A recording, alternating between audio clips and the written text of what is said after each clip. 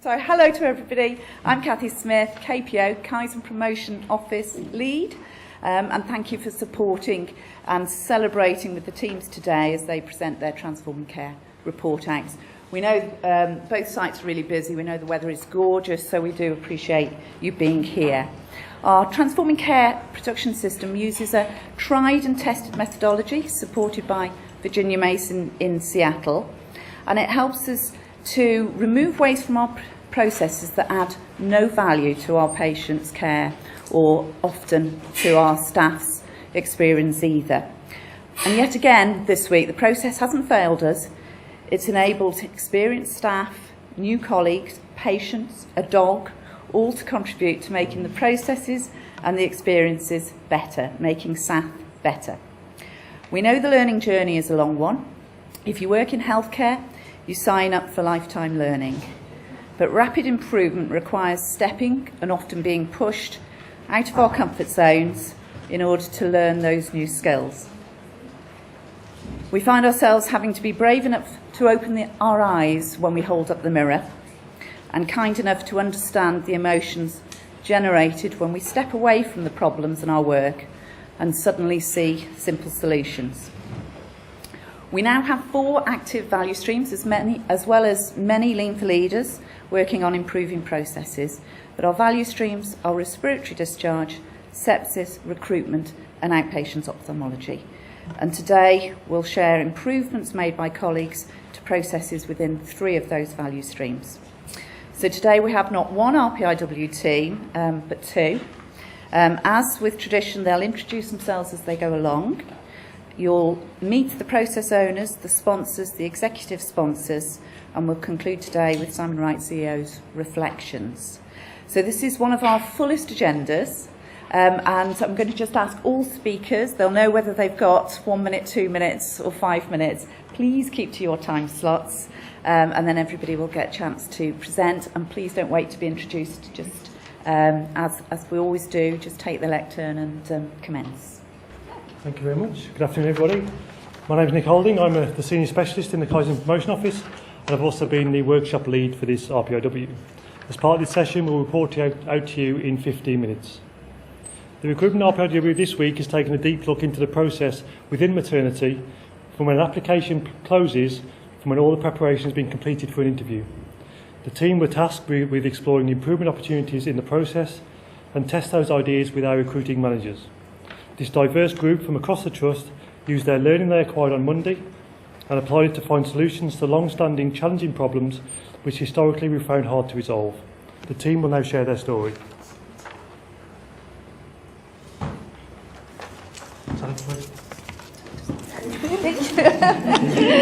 They are really keen to present. I'm fabulous with it. The focus of the 3rd Rapid Process Improvement Week in the recruitment value stream, as you've heard, is from when the vacancy I apply for closes to the day of interview. The time taken in the cycles of activity required in this process and the wait states in between are showed in the value stream map, adding up to 29 days. And it also demonstrates that just 1% of the process is really, truly value adding to our applicants, many who just want to make it to that interview date as quickly as possible. The Kaizen bursts indicate the many opportunities for improvement, including reducing variation, bridging knowledge gaps, and earlier communication with our applicants. The time available to undertake this work divided by the demand gives us a tack time of 4 minutes. Our target, set by sponsor Jill Price, are reducing the lead time, so the time from the close of ad to interview, from 29 days to 14 days, reducing the time from close of advert to interview date from 20 to 7 days, and improving the quality of the process by reducing the defects to 0, including the number of applicants who don't turn up on the day of interview without any explanation, the number of unregistered midwives being able to get through to shortlisting for experienced posts, and the number of candidates who do not know the interview date within 7 days of the advert closing. We will set the challenge of improving the organisation of the storage for interview questions from a 5S level 1 to 4. And lastly, reducing the 48 hours cycle time to less than 9 minutes for locating the correct job descriptions. So now over to our wonderful team, who I've been delighted to work with this week. They've been one of the most kindest, compassionate groups that we've had, but absolutely talented, and you'll see why.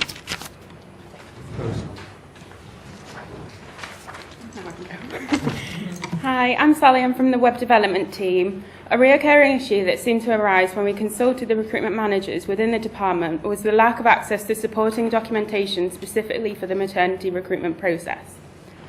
To try and help solve this, we created an intranet page that acts as a centralised hub of information that is explicitly relevant for those recruiting in maternity, including links to job descriptions and a list of those within the department that are trained in values-based interviewing. We tested this by creating a draft page and then gathering feedback from the managers. From this feedback, we added additional information and then changed the order of the documents to act as a visual control and a prompt. By implementing this, we hope to reduce the time that maternity recruitment managers spend searching for the relevant information, allowing more time for them to focus on the process itself. I'm Gwyneth. I'm a project manager in the Sustainable Services Group. The problem that some of the women and children's recruitment managers identified to us was that there was no easy access to job descriptions, person specs and interview questions. We found that these documents were held with over 10 individuals in many different locations. Using the 5S tool of sorting, simplifying, sweeping, standardising and self-discipline, we created a central maternity recruitment folder within the Women and Children's shared drive. By sorting and simplifying the documents into one central folder, the documents can now be found more easily. We used current job descriptions and person specs from ESR and also created an archive folder for older documents, some of which we found to be from 1997. Version control has also been introduced to negate the risk of duplication. We tested this by gaining feedback from the recruitment managers and asked them to find a job description in the new maternity recruitment folder. We found that the time taken has reduced from 48 hours, which includes response time from other teams, down to 18 seconds.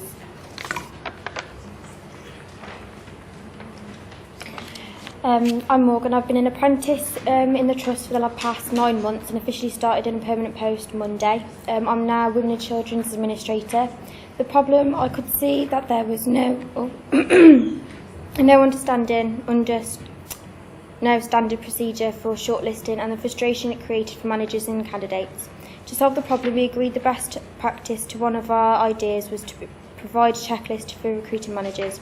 We tested this by improved the elements of the process and created a flowchart to clearly show the standard way to recruit.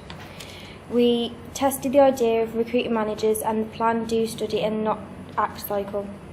The results included arranging the interview date before advertising, monitoring applications through NHS Jobs, shortlisting within 7 days of the advert closing and signposting recruiting staff to the Women and Children's recruitment page. Hi, my name is Karen. I am the Assistant Payroll Manager for staff. A recruitment tracker was in place and used by several recruitment managers, but was out of date with the current recruitment processes. A new recruitment tracker was designed as a tool to help the recruiting manager to see clearly at any time as to where the recruitment process was at, and other recruitment managers could continue the process if sickness or annual leave prevented the recruitment manager to continue with this process, therefore establishing a mistake-proofing strategy. The tracker has been designed with tabs for job type and can be seen by all recruiting managers, the progress of the vacancy. The tracker was taken to the recruiting managers to view, and they were very supportive with the updated version, which is current and informative of the stage of the recruitment process. Hello, my name is Mary Claire. I work within the KPO team. The problem we looked at was the lack of time recruiting managers had to shortlist their candidates once the advertisement had closed. This delayed the date of interview, giving poor candidate experience and potential loss of candidates who may go elsewhere for a post. The idea was to move from batching of shortlisting to one-piece flow. We wanted to support recruiting managers to review applications soon after they are submitted to NHS Jobs. Many recruiting managers were not aware that they could review applications before the job closed. We tested the ability on NHS Jobs of recruiting managers to review applications before the advertisement closed and score them. We created standard work and a flowchart to guide and support recruiting managers to change their practice to shortlisting in flow in order to support level production. The practice of reviewing and then shortlisting in flow will be rolled out and utilised by the recruiting managers for jobs that will be advertised in Women's and Children's. Good afternoon, my name is Alan, I'm from Medical Staffing. Apparent upon discussion that the recruitment managers within the Women and Children's Care Group were unaware of tools available within NHS jobs due to their limited knowledge of NHS jobs and benefits of functionality. Following discussion with the recruitment team, it was established that training can and has been given upon request. This enables recruiting managers to quickly navigate the system to view applications regularly, to assist interview preparation, including job description, person specifications and application forms. We applied the set-up reduction approach to exclude unregistered midwives applying for experienced midwifery roles by activating additional questions in the application process to include asking for a revalidation date. Our work resulted in identifying NHS jobs, recruiting champions, additional training opportunities and providing hints and tips from NHS jobs within the maternity intranet page. Hi, I'm Stacey. I'm a HR advisor in the workforce team. The issue identified was that there were varying levels of knowledge amongst the recruiting managers in maternity. The idea was to create a clear picture of support, identifying who can do what and so reducing the lead time of recruitment. A skills map was created to identify existing skills and skills gaps amongst the maternity team. The skills map will help recruiting managers to identify trained people within the department who they can draw on for support with things such as interviewing. The skills gaps identified were used to inform the training plan to be implemented going forward. From the skills map, value-based assessors were identified in Women's and Children's and added to the intranet page. The result of this work is a pull system has been created where people know who and where to go to get the correct, most up-to-date information. This will reduce the lead time for recruiting managers. Hi, excuse me. Hi, I'm Judith. I worked in Shrewsbury, at the Shrewsbury site, as a midwifery-led unit and community manager. The current state process flowchart shows the steps in the recruitment process. The pink post-its highlight the waste and the red wool line describes a process which has many delays and waits. Now we look at the future state process flowchart, which shows that most of the wastes have been eliminated, the process has fewer defects and a reduction in the number of delays. The future state values stream map shows that nearly all Kaizen bursts have been eliminated and the process has been improved to create a higher level of value-adding activity for the candidate and recruiting manager. So all this work is reflected in the end of the week measurements. The lead time with standard work can be reduced from 29 days to 14 days, a 52% change. The time from vacancy closes to interview day is moved from 20 days to 7 days, a 65% change. And also the quality of the process has been improved.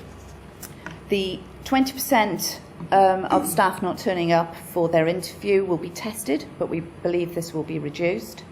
But we are confident that no unregistered midwife can get through to shortlisting stage for an experienced post. 100% change and a zero defect. Equally, a zero defect for those applicants who do not know the interview date within 7 days of the advert closing.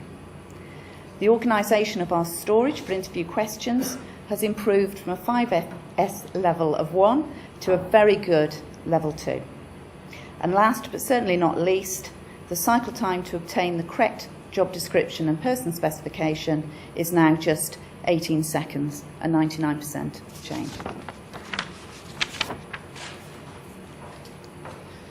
The RPIW has brought together a great team who together produced 46 ideas on day one. Over the week, many of these ideas have come to fruition, as we can see from the future state process flowchart. It has been a privilege to have been part of this team. I would also like to say a huge thank you to the home team for all their help, support and testing of ideas, without which we as a team could not have achieved so much in so short a time. So what next? Well, the work continues beyond this week as we begin the post-RPIW testing phase over the next 30, 60 and 90 days. Our newspaper gives details of outstanding actions which myself and co-process owner Wendy Cutchy will complete within 30 days. as we embed and refine the changes within maternity.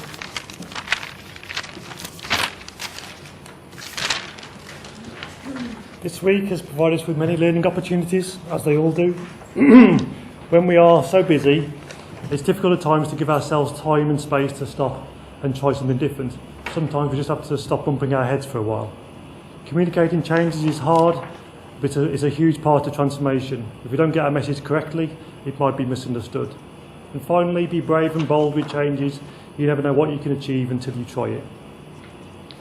We've been fortunate to be supported by so many this week. We'd like to pass on all our thanks to all these people. I'd like to thank Cathy, our team leader, who has steered the team brilliantly. The away team this week, who have shown enthusiasm and commitment, and also their colleagues back in their departments for supporting them to attend this week. The home teams in maternity and recruitment have been completely open to suggestions and willing to give and try ideas out. Finally, I'd like to thank our sponsor, Jill Price, for guiding us in our preparation and providing the challenge needed to deliver this RPIW.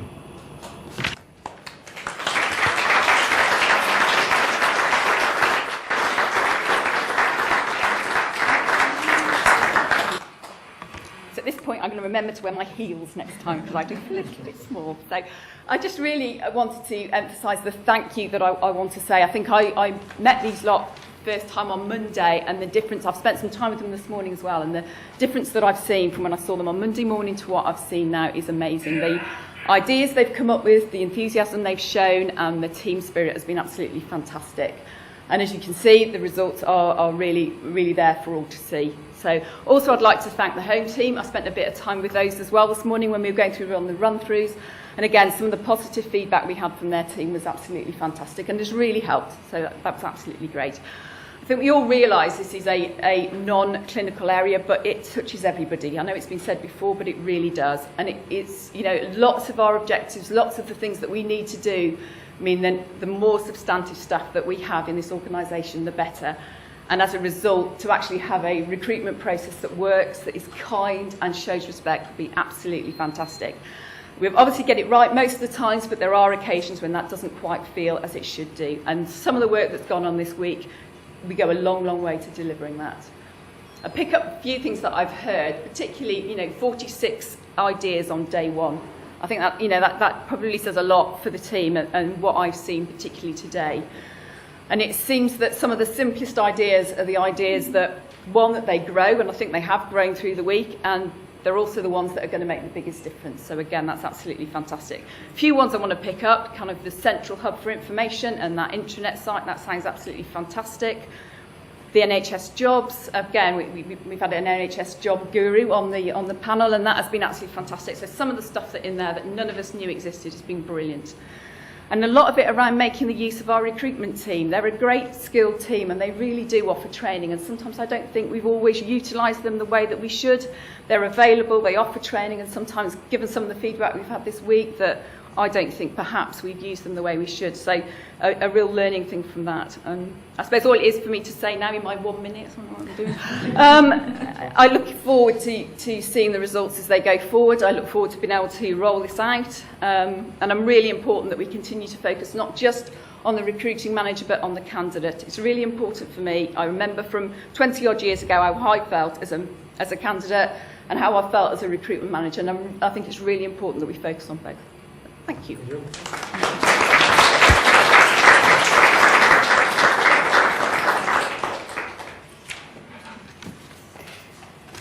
Hello, welcome everybody. Thank you for attending our extended report out today. I'm Louise Brennan, I'm Kaizen Promotion Office Specialist, and I'm the proud workshop lead for the second RPIW this week. The Rapid Process Improvement Workshop has been for the Ophthalmology Outpatient Value Stream. The team this week have focused on the process and especially the experience of our patients that attend the Ophthalmology Outpatient Clinic here at Telford. The team assembled this week to address the scope include nurses, healthcare assistant, orthoptist, ops manager, ophthalmologist, clinical prep supervisor, a booking clerk, a patient representative, and we've also had Tammy the guide dog with us as well this week. Through direct observations by the KPO team, the wastes of time, motion, defects and variation were noted throughout the process. Lean concepts such as 5S, mistake proofing and setup reduction have been used this week to address the wastes and defects. We've also looked at the patient flow through clinic, and the patient experience has been greatly improved. I'm now going to hand over to Richard and the team to let them tell you their story for the week. Thanks, guys. So, good afternoon, ladies and gentlemen. So I'm Richard Stevens. I'm KPO Specialist and I was the team leader for this RPIW. So our progress report details 9 metrics. So the overall lead time from when a patient checks in to clinic until they leave clinic with a treatment plan is currently 1 hour and 45 minutes, and the target was set at 20 minutes, which equates to our booking slot. For quality defects, we identified percentage of times morning clinics overrun by 12:30, which currently had a defect rate of 100%. Percentage of patients who overrun their booking slot, defect rate 100%. Percentage of patients who are not aware of the clinic process following check-in, and that has a defect rate as well of 100%. And for the first time, we've used a patient experience metrics on one of the touch points of how a patient felt following the provision of their eye drops and then sitting in the main waiting room. This had a defect rate of 80%, which were negative and neutral responses. 5S levels for the clinic reception was level 1, with a target set at level 4, and setup reduction for time spent preparing for clinic was 20 minutes, with a target set of 9 minutes or less. So the takt time or pace of work for this process against our daily demand, we utilise 2, so we have 85 minutes focusing on our newly referred patients and 14 minutes for all of our patients, which is more of a realistic takt time for the clinic team. The value stream boundaries are from when a patient has checked in and then is called forward at the beginning of their booking slot until they have left clinic with a plan of care. The cycle boxes show the steps in the process, who's involved in each step, and the delays are seen between the steps.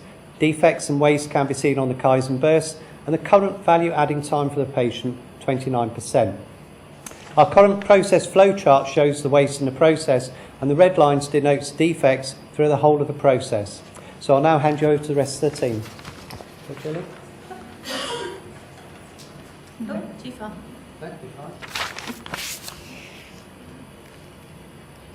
Hello, my name is Julie and this is Tammy, my guide dog. I'm a patient within the clinic, but I'm also a PEEP member.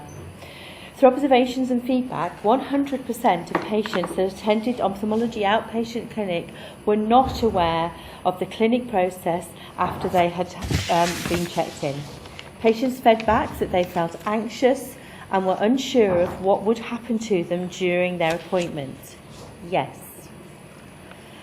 This week, having spent time in the Gembo talking to patients, it became clear that patients would like clear, easy to follow information. We developed a 5-step patient pathway using the plan Do, Study and Act cycle. The signage has been developed and is now displayed in the waiting room. Once the patients check in, they are given a coloured card with the pathway on it. This coloured card helps the patient identify which clinic they are in, and this also helps patients to understand why some patients may be seen ahead of them. The introduction of this information and pathway has resulted in all the patients we have spoken to are now aware of all the steps during the appointment and where they are up to in the process. For me as a patient working in this stream, it has built my confidence in the clinic and the staff. We've had records of patients saying it's a real pleasure to now come to this clinic.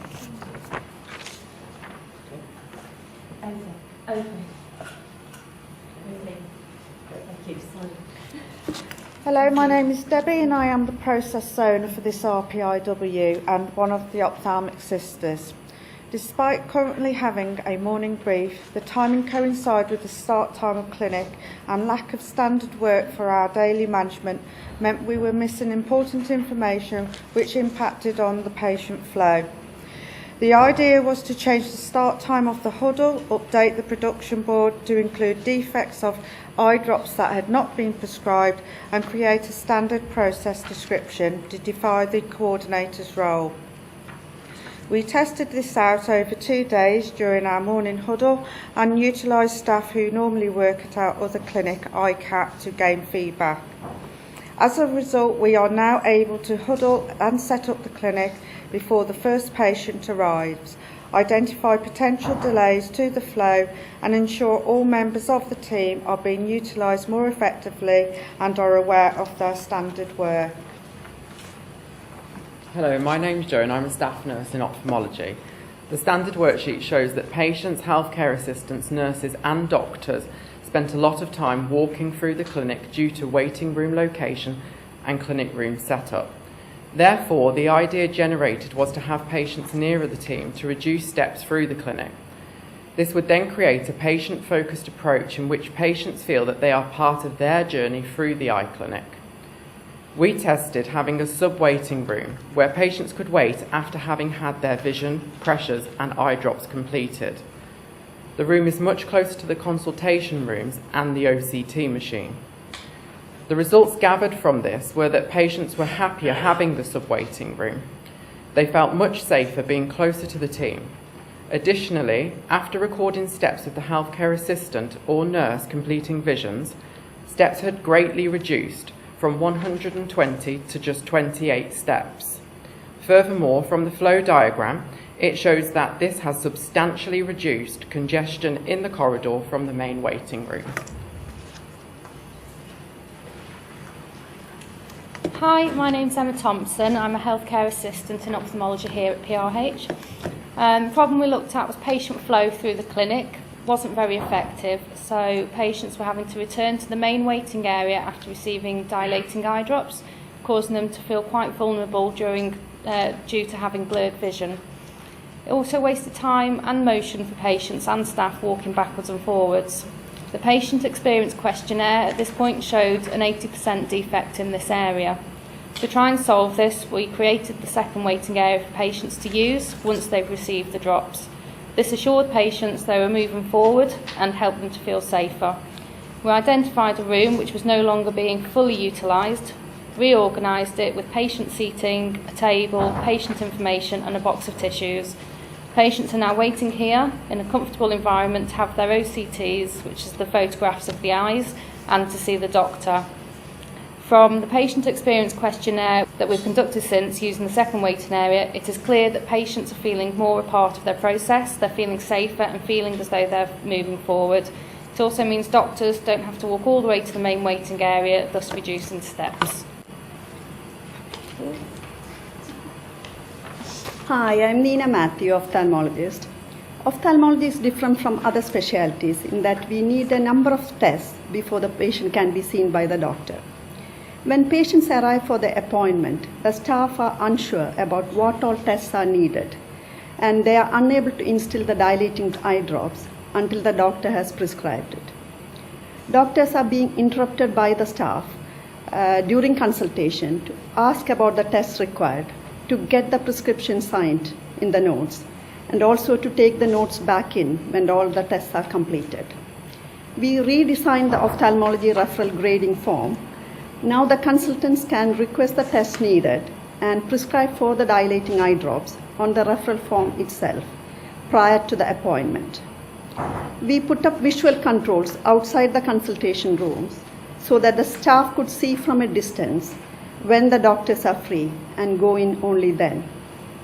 This has greatly reduced interruptions and achieved value-added consultation time for our patients.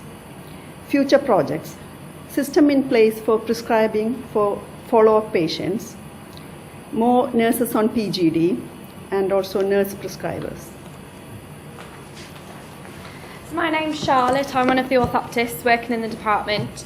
One of the Kaizen bursts that we identified was time wasting for the healthcare assistants and interruptions to the doctors to get the drops prescribed. To solve the problem for new patients, we decided to 5S the referral grading form with the help of a few of the consultants.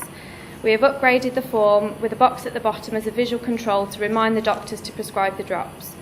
For follow-up patients, the notes are to be checked the afternoon before the clinic to identify any not signed. These can then be given to the doctor as soon as they arrive in the clinic. Patients arriving before the doctor can have the drops instilled by nurses identified on the PGD. We created an SPD for notes set up to reduce defects of wasted time and doctors' interruptions.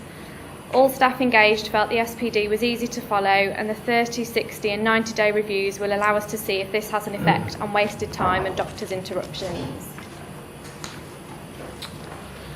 Hello there, my name is Chris Jones and I'm the reception supervisor for RSH. We identified through observation there was a waste of inventory, defects and motion in the clinic reception area, which is the main hub for all staff within the process. The idea was to use the 5S principles of sort, simplify, sweep, standardise and self-discipline to remove waste and create a safe and organised environment. We worked closely with the home team to understand what was necessary during the sorting phase, quarantining any stock items we were unsure of. We simplified using visual controls and organised the clinics, which would ensure we quickly identify flow through sweeps, as well as identify patients who are running late for their appointments. By removing a lot of unnecessary inventory, we created additional space for staff to review notes. Additionally, an SPD was written to create a standard work for the receptionist, and initially at the start of the process we were measured at a level 1 and we're now hitting a level 3. Hello, my name is Bobby Venables. I'm from the Ophthalmology bookings. During 5S of the reception area, we identified a waste of inventory, such as photocopied information sheets, clinic sheets and leaflets. The idea was to use Kanbans as a visual control to maintain par levels and introduce standard work for the receptionist. We tested out with staff to establish par levels and take process for restocking, utilising the Kanban system for key stationery and documents. As a result, we are confident the waste of excess inventory has been eliminated, while ensuring stock does not run out. Additionally, during the 5S activity, it became apparent, following feedback, that an area was required for wheelchair users, as a space was created close to reception and we have received positive feedback. Hello, my name is Andy James. I'm Programme Manager for Shropshire Diabetic Eye Screening Programme. So variations were highlighted in the process for scanning and photographing our patients' eyes using optical coherence tomography, or OCT. These identified variations led to repetition of scans, storage of unusable data, time-consuming comparative diagnoses, and a lack of quality assurance in the vital stage of the patient pathway. To address some of the variations seen between these operatives, a standard work process has been introduced to help guide staff through the capture procedure. The new standard process description was given to a member of the team and they were able to work through it. The SPD was also shared with a non-clinical member and they too were able to follow the process as described. So with a clear process in place, image capture and the ability to report on comparative scans will be clear in the future for all. This new process will be supported by additional training for new and existing staff with competency sign-off and reviews.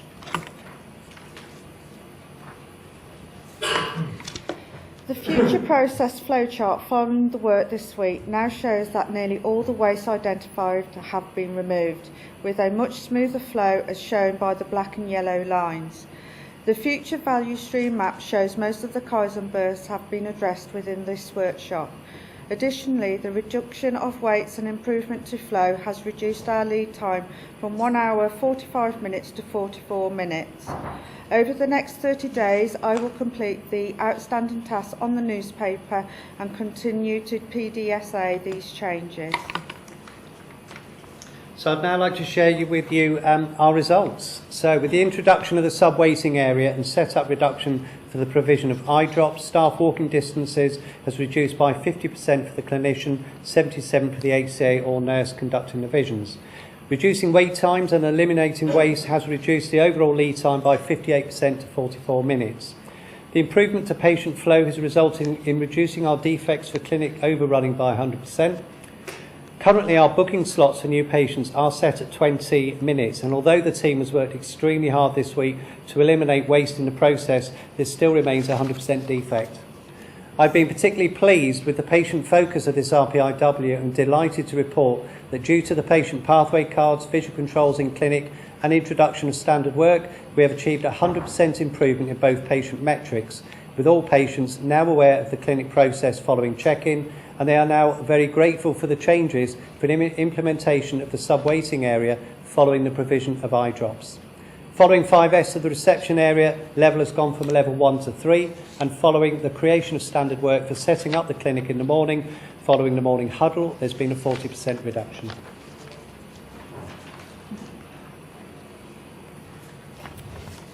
An RPIW is an opportunity for staff who do the work to improve the work. The home and away team have worked really hard this week to improve the clinical experience for our patients. The RPIW is an emotional journey as we challenge our own beliefs and assumptions about the process. I believe the success of this week is due to the team being ready for change and open to trying and testing improvement ideas. This week has not provided all the solutions and we have not reached the final destination. This is a continuous improvement journey that never ends. Sometimes the simplest tweaks can yield the greatest results. All the improvements made this week were inexpensive and simple but have provided a better user experience. The away team have done an amazing job this week, and thanks to Debbie, our process owner, for preparing the home team and keeping them informed during the week. I'd also like to thank Richard, who's been our team lead this week, who's provided direction, support and coaching to the team when things felt a little bit tough.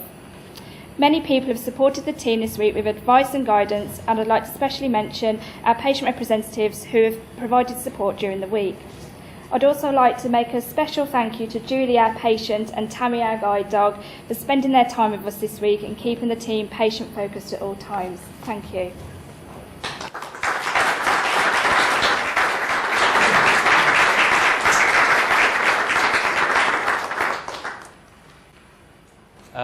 The team really right from the start this week have approached this challenge with a level of enthusiasm and certainly a commitment to putting the patient at the centre of everything that they've done this week. The RPIW was about clinic flow, but it was also about patient experience as well. And we've seen from the results, and the fantastic results, that they've made huge improvements in that patient clinic flow. But for me, the overarching success has been the improvement in patient experience. And I think it's been actually invaluable to have Julie as part of the team as a patient, because it's given us the opportunity to, I guess, understand how patients feel as they come to a clinic. And we've heard this week that patients can feel anxious and certainly unsure about visiting a clinic. And clearly the results that we've seen and the work that's been undertaken this week will go a long way in addressing that. And will have an impact on a large number of patients coming through, particularly as we can apply these learnings to other clinics across the trust. So for the team, I think you should really be proud of everything that you've achieved this week. So that's great. Thank you. Sorry everyone. During the RPIW, we looked at our current process and how to improve this in order to facilitate patient discharge. We changed the format of our board round, starting at 9 a.m. with a sweep, where we discussed sick view and potential patients for discharge. We then commenced a board round at 11:45. Originally, rounds were taken up anything up to an hour and 20 minutes or 38, sometimes 39 patients. Our target was to reduce this to half an hour and the sweep to be no more than 15 minutes. At 60 days, I can say that we have achieved our target of 15 minutes for lead time 1, which is a 40% change. With lead time 2, we have reduced to 30 minutes, which is a 49% change. Lead time 3 reduced to 90 minutes, which is a huge 68% change. We have made significant changes with our quality defects that we had identified. The thing we did remove was updating the PSAG board during the board round as we felt it didn't work, but that's fine, we have moved on from that. With the 5S surrounding our desk area, we have now achieved a level 3 and continue to work towards level 4 going forward with 90 daily measures. And of course, this hasn't been a smooth experience. There has been teething problems, have changed and tweaked things here and there. But that is the beauty of this RPIW. Anything is possible. If something doesn't work, change it and try something new. The first time, people don't feel their work is being dictated and imposed upon them. The first time, our colleagues and our patients have a voice and they are empowered to implement change. They are finally able to make the changes that they want to see. I feel that the culture of this organisation is changing with our partnership with PMI, and I'm proud to have been a part of this. The most important lesson that I've learned is that if something doesn't work, it's not a failure, it's an opportunity, and we cannot become what we want by remaining what we are. Thank you.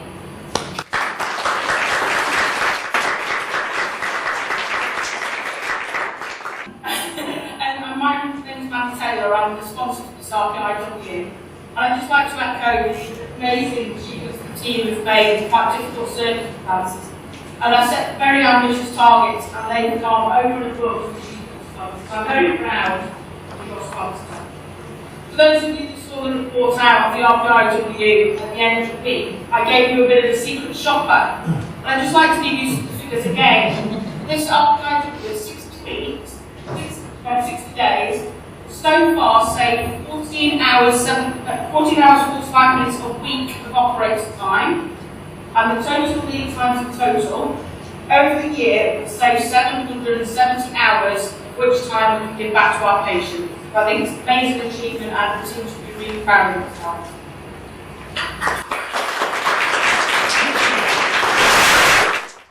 Okay, thank you. And in the room, we have Ian.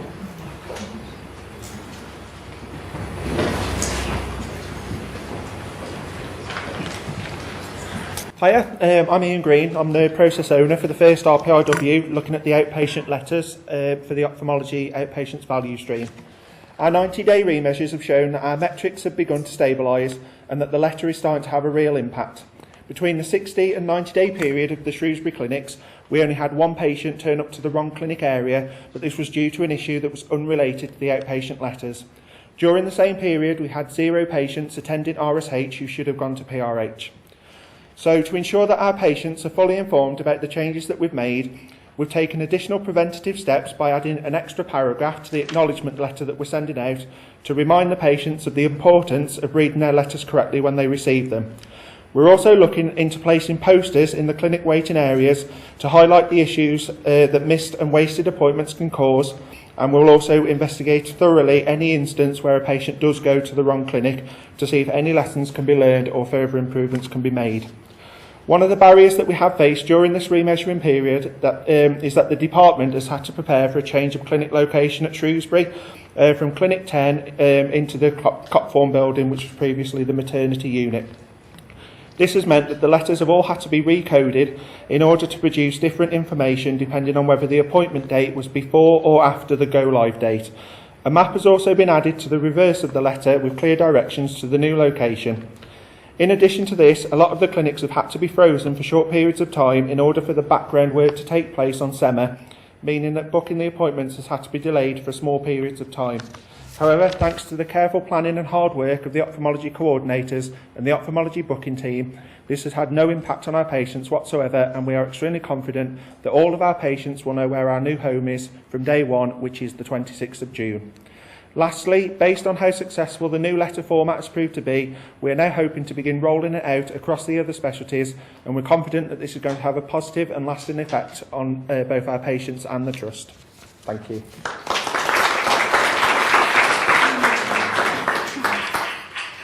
Hello, I'm Andrina Weston, Patient Access Manager and sponsor of this RPIW. Once again, I'm delighted with the consistent and sustained success of this RPIW, and because of this, I will be recommending to the Ophthalmology Value Stream sponsor team that no further remeasurements are undertaken, and that we move to a rollout programme for ophthalmology, ICAT and PRH using the same methodology, and that we continue to use PDSA cycles to monitor. I'd finally like to say a huge thank you to the team for ensuring that we have achieved our goal of improving the process and quality of patient letters for ophthalmology. In particular, Ian, actually, who has worked incredibly hard as process owner and also making the changes in the background to enable the ophthalmology move. Thank you.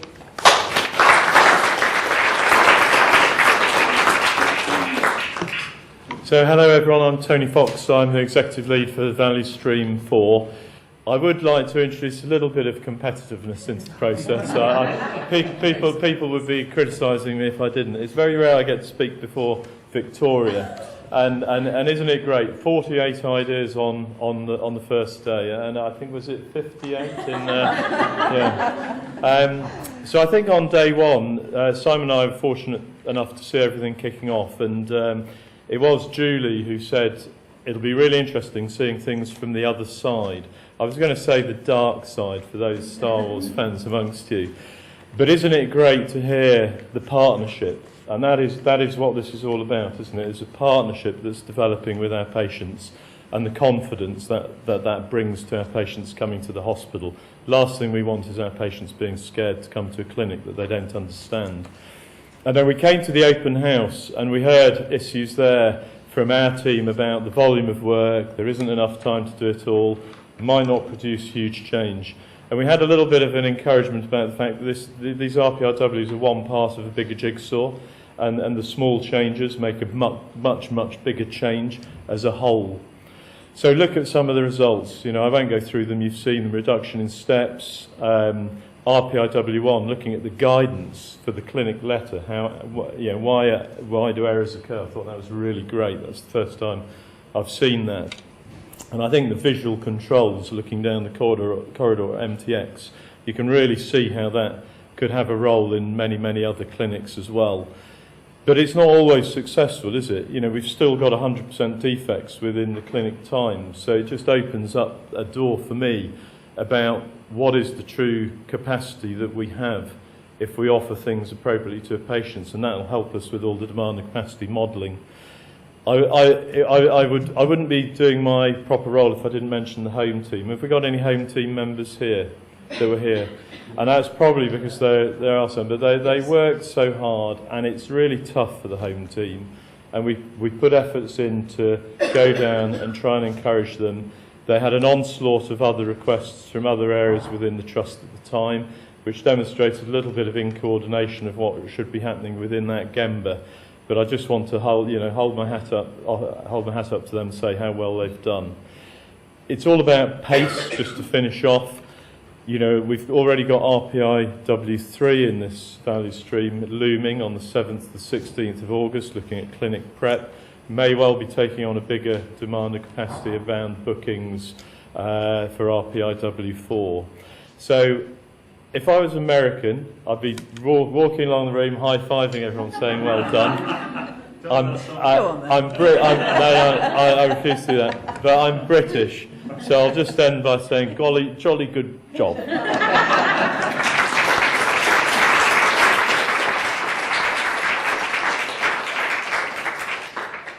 Hi everybody, I'm Victoria. I'm the Workforce Director for the Trust and the sponsor for Value Stream 3 Recruitment.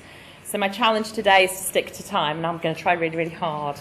I'm going to park the competitiveness between me and Mr. Fox just for a moment to just really recognise and celebrate how fantastic it is to have the two teams that we've had this week looking at how we can improve the experience of both our patients and staff. And I think what we're learning through this journey that we're on in transforming care is actually if we create the headspace and we create the environment for our staff, then actually you have everything you need to improve and to continue to improve. And it feels like a feast of improvement, this report out today. So it's just been fantastic.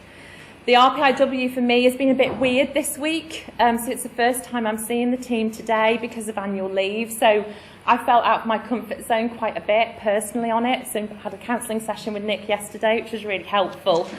But it has made me think, actually, I'm picking up on Claire's point, the team really didn't need me.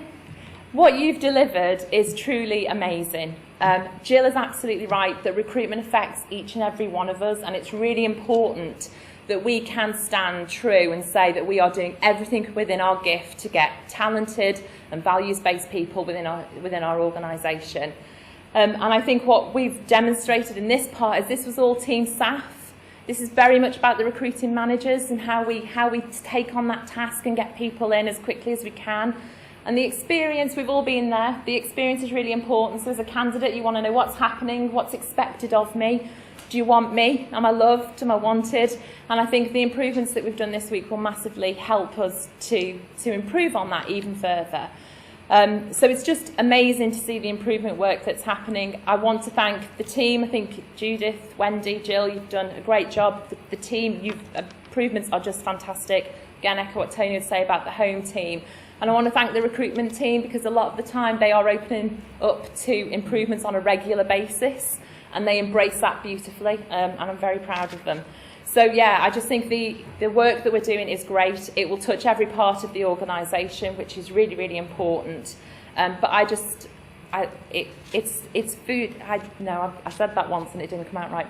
I think what this does is show us that the raw ingredients to make this organisation truly successful exist within our people. And if we can give our people the conditions that they need to succeed, the world is our oyster. So thank you.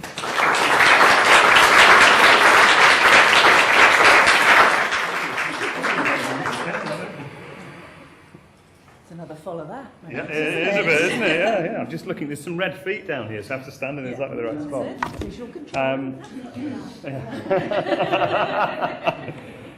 Good afternoon, everybody. Well, just before I make a few observations, really, about what we've heard this lunchtime, can I just start by saying today's a bit of a landmark for us. We're the only participants in the 5 organisations that are working with Virginia Mason to be brave enough to run 2 RPIWs in the same week. So before I celebrate the wonderful achievements from our people, can I start by thanking the KPO team, Kathy, Nick, all of the team, for all of the tremendous work that's been done in supporting the 2 teams in being able to run both RPIWs, because it is no small achievement. So thank you very, very much.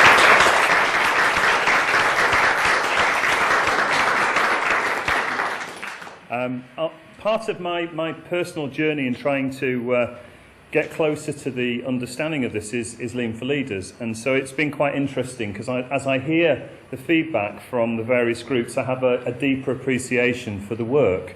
And I would say this, that it is a massive testament to you all. You know, the huge amount of work that you've covered in this 5-day period is tremendous. And I say that in the knowledge that these problems have existed for a very long time, and yet you've solved them in 5 days. Not only that, we've seen examples. Ian's given us some really good examples of the work that's been done within the ophthalmology area with the letters. And here we are 90 days on, and we're saying at 90 days we can roll that out now, because we're so confident that it will land correctly everywhere. And that's not something that you can say easily. It's all too difficult often to be able to roll out these successes. So, you know, it really is a fantastic achievement to be able to do that. But let me start with recruitment and say this. We have a very small but perfectly formed recruitment team. And like so many parts of our organisation, they don't get the credit they deserve. And I think and I hope that the process that we're seeing with our rapid improvement work and the larger value streams will allow us to recognise that whether it's the recruitment team or other parts of our organisation that support you all to be able to deliver the great care that our patients deserve, play a significant role. And it's lovely for you to be able to share the stage with your clinical colleagues in sharing that. So, a couple of other things to draw out. So our workforce is our biggest asset, but it's also our biggest risk on our risk register. So sorting our recruitment processes out are a significant step towards delivering safer, kinder care. So if we look at what this is doing, halving the amount of time it takes for people to be able to get to that interview process. And why is that important? Well, I sit on most of the interview panels for the consultants, and I can tell you from that group, and they're no different to any other clinical group or non-clinical group when we're talking about advertising for posts, that often we lose people because we're not able to get the advert process out quickly enough. There's always somebody else, you know, competing. There's always another advert out somewhere else in the NHS. But we're becoming the best at this. SAF is going to be leading the way across the NHS with this process. And everybody else will be looking at SAF and saying, bloody hell, it's them again. They've pipped us to it again. So it really is important, because we want to have all of our candidates being able to come forward and for us to be able to fill our vacancies. So it's fantastic. So a 15-day reduction.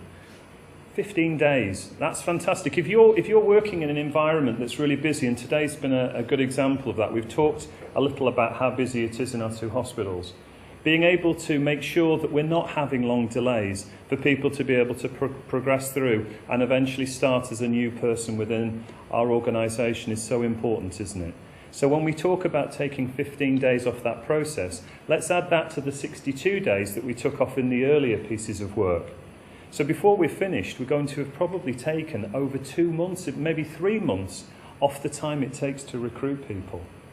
That's a huge step forward for us in making sure that we do have the right staff in all of our areas, so it becomes easier for our teams to be able to manage the demands that are on us. So that's fantastic. Lovely to hear people talking about 5S and the rollout of that and how that's making a difference. And we're intending to see 5S everywhere in our organisation this year. So that's a really great piece of learning. And for those of you that are not involved yet, please do listen to that particular element of the work, because you will be being touched by that before the end of this year. So that's lovely to see. And the skills maps, I thought that was a great idea. So some really clever things emerging. So really fantastic. And my final comment on recruitment would be, this is about kindness and respect. And I think we heard a lot today about kindness and respect. And that was lovely to hear coming through so strongly through the RPIW. So thank you very much for all your hard work. You've achieved a huge amount this week. So well done. Well done. Fantastic effort.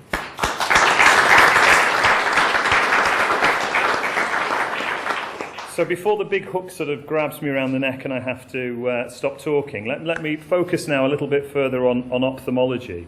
So some of you may be aware of this, I don't know, but more than 60,000 patients pass through our ophthalmology service every year. 60,000 people.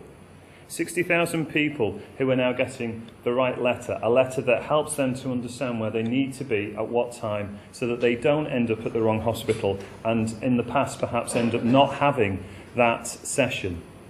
And as an organisation, we all know how vulnerable it can feel when you're waiting such a long time for that appointment and then something goes wrong and it doesn't happen in the way that you need it to.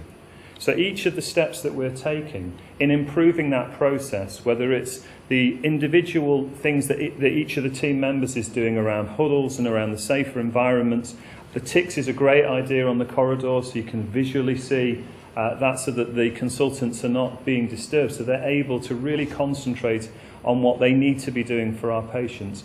All of those things are adding to delivering great safe care. And I think many of you have mentioned this today, but I want to mention it again. So I want to say thank you, Julie and Tammy, for helping us with this week's RPIW. But particularly, I think this is a really important reminder that the reason that we're all in this room is because of our patients.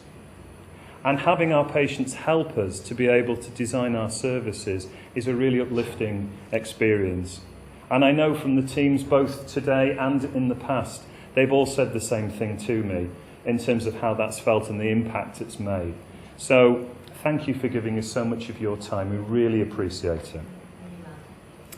It was lovely to hear the real pleasure in terms of the feedback from patients and the fact that the process has allowed us to be able to get that feedback from our patients to know that this is making an immediate impact. So we've halved the amount of time that people are waiting in the clinic. It was about 2 hours and it's now under an hour. When you go through the various changes that we're making, when you start to add them together along this value stream in ophthalmology, you see a real impact being made for our patients. And it's so important, isn't it?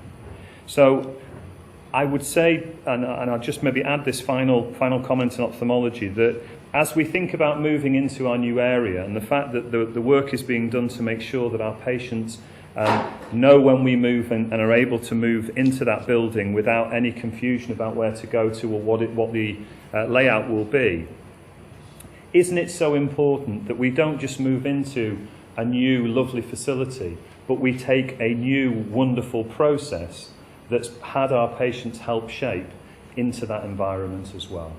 So, and that's something we need to hang on to when we get the great news about investing in our hospitals through the outline business case, which I'm sure won't be too far away. So finally, in terms of respiratory, we've been doing the respiratory work now for about 14 months, I think, 14 months. And the level of enthusiasm within that area hasn't diminished at all throughout that process, at that time period. What we heard again today was the pride of the team there that the impact in terms of the hours that are going back into our staff, from our staff into our patients, over 7,000 hours over a year. What a difference that will make to the lives of those patients. We've had other examples where we've seen the amount of therapy time doubling because of these sorts of interventions. And why is that important? Because it helps somebody to live an independent life at home, to be able to go home and stay at home, and to leave the hospital early so that they can return to their home and don't have to end up in some other intermediate facility because they've deconditioned. So all of these steps are so important, aren't they? And I think what we've heard again today is that this is the work and it is making a profound difference. So as I close, can I just say 57,000 safer patient journeys now. That's the impact that is happening as a result of your work. You should be very proud of what you're doing. Well done, everybody.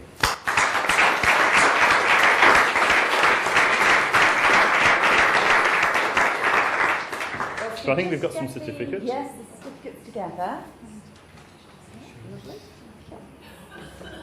We'll ask everybody to come up fairly promptly as well.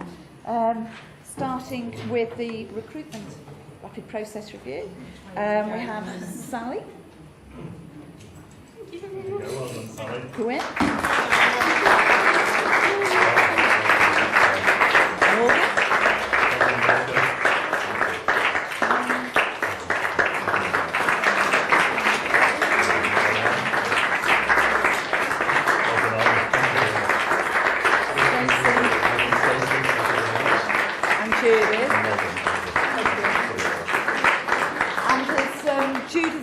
None of the work was possible without such engaging home teams. So for the recruitment, that's been the maternity services who have been incredibly helpful every day in the recruitment team. And I think representing them are Anthea Gregory-Page for maternity and Hannah for recruitment. So if you'd like to pull out your certificate.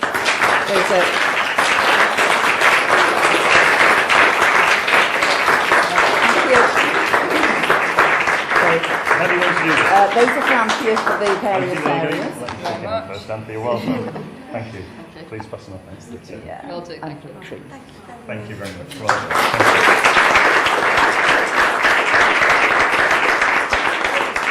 done. Ophthalmology next, so if we can ask Julie, please.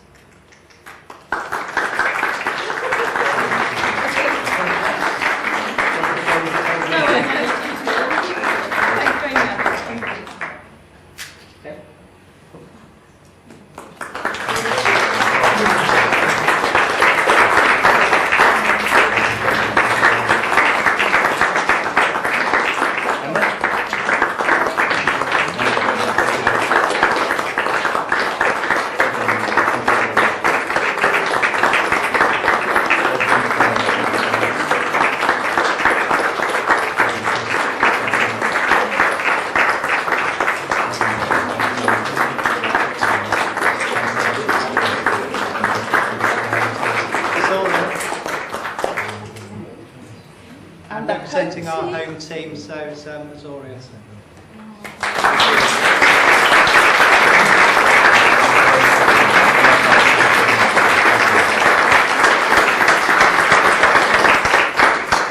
And we can draw to a close. Thank you all with just a couple of little reminders. But first of all, I just want to do a big up for Apprentice, because I know there's a lot of work been going on to recruit Apprentice.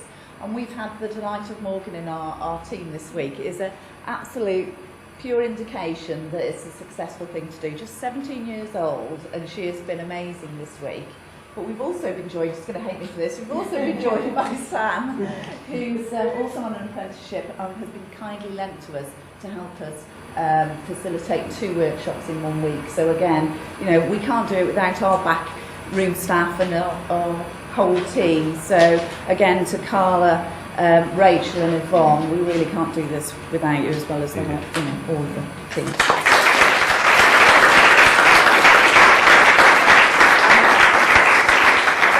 Very lastly, we're diverting a little bit from the methodology. The work has been so successful, we've been asked to go and help in ED, and so we are running a week-long RPIW the first week of July. So Mick and I will be here again sharing the successes from the work with ED and PRH. There's a bit of a PRH takeover of the KPO team at the moment. So please come back with colleagues so that those that work hard during that week can be celebrated with you as well. Thank you. Yes, thank you. Thank you. Have a lovely weekend, everybody.